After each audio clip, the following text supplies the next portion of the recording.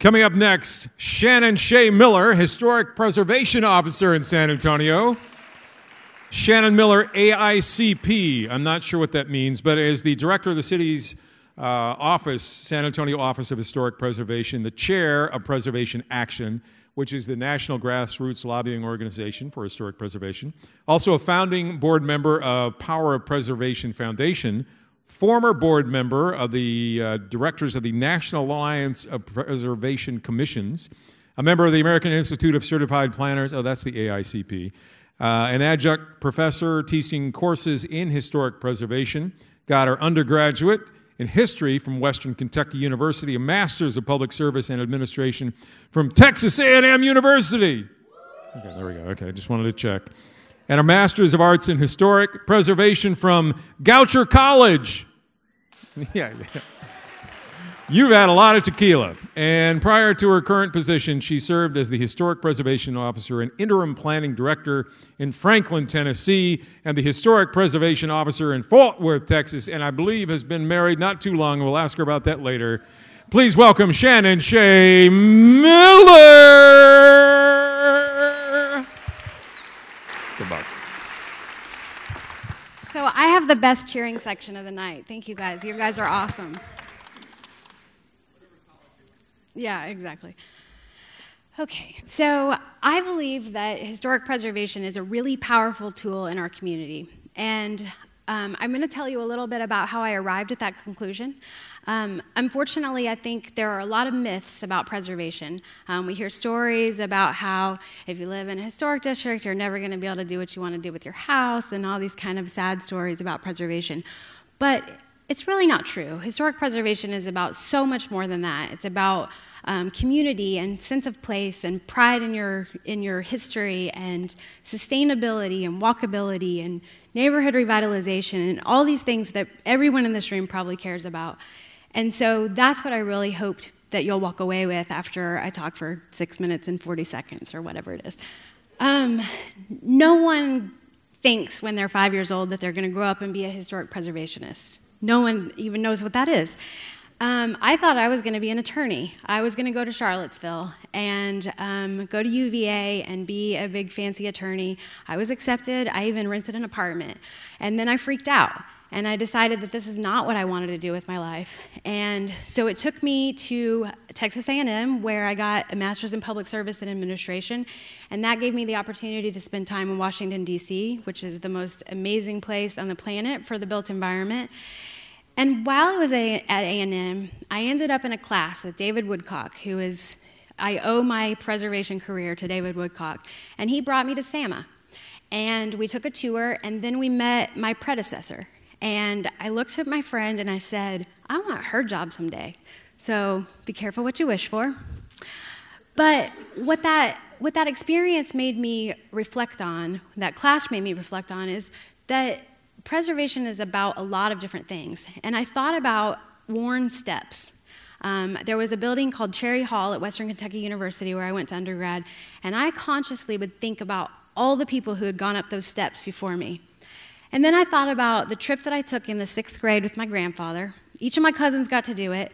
They all went to beaches and shopping in LA and things like that. Well, my grandfather and I took a tour of U.S. history. We went everywhere that the founders went, we went.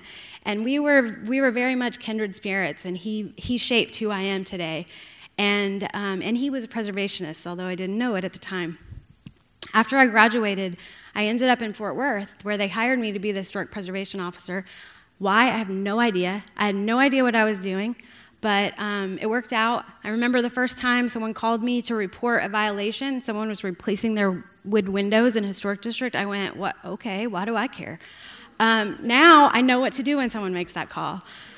I ended up in Franklin, Tennessee, the beautiful Main Street, best one in Tennessee, and I was there for the perfect 5 years. The stars aligned.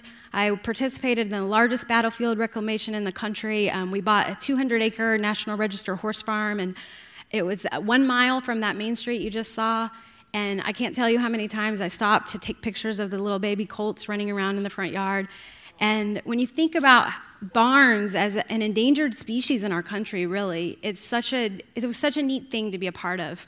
I spent a lot of time in Mount Vernon Square in Baltimore. This is another amazing neighborhood. Don Ripkema says that place is a location that's claimed by feelings. And I think there are so many examples around the country where that is true, and that is thanks in large part to historic preservation. This obviously is a familiar scene at the Pearl. San Antonio is so special for so many reasons, but one of the really neat things we have is breweries. I mean, how cool is it that we have breweries that have been turned into all kinds of different things? And it just kind of reflects the fact that preservation is about so much more than just regulations. Churchill said something along the lines of, we shape our cities and then our cities shape us. And it's so true, because our built environment is so much a part of who we become later on. And so it's so important to build that preservation ethic in our community. And so I've been very fortunate to find amazing friends and colleagues and people like Andy Rodriguez and Drew Van Steenberg and Bobby Saluce, who joined with me to form the Power of Preservation Foundation. And through that foundation, we're able to support hands-on preservation programs like the STAR program, which stands for Students Together Achieving Revitalization, where college students get to, through service learning, to help owners with making repairs to their homes in historic districts. And we fund really important, amazing projects like that by having really fantastic parties. We had one at the Mission Road Power Plant in 2012. Last year we had 1963 Mad Men themed party at the Intercontinental Motors Building on Broadway. We've been told it was the party of the year. We certainly think so. This year we will be at the Women's Pavilion in Hemisphere Park. Looks a little shabby, but I promise you it will not at all be shabby on October 23rd. It's going to be an awesome event, and it's just a way to communicate that we are all preservationists in some way. We may not realize it, we may not call ourselves that, but there's so much that preservation is about and that preservation supports that we all care about. Cool Crest is another awesome example. If you've not played the course since it reopened, you should go this weekend. This is an icon on Fredericksburg Road. It really is the coolest place in town, so you can get a little break. I have to thank my awesome husband, who you see in this picture. I love him very much. Thank you for buying my chairs, sweetie. And I just want to close with, this is an image of a This Place Matters photo that is a campaign that we do to try to raise awareness that preservation isn't just about the Alamo or the Riverwalk. It's about those places that bring back memories in our lives. And I think it's really important to remember that we can lose our community character one seemingly reasonable decision at a time. So we have to be very, very careful to make sure that we're making the right decisions. Very good. My grandpa. Oh, you could say that. Let me grab my microphone. And the mystery man you showed there at the end isn't just an old benefactor. That's your grandfather? That was my grandfather, yes. Ah, is he from here? Or was from here? Kansas. Kansas. All right.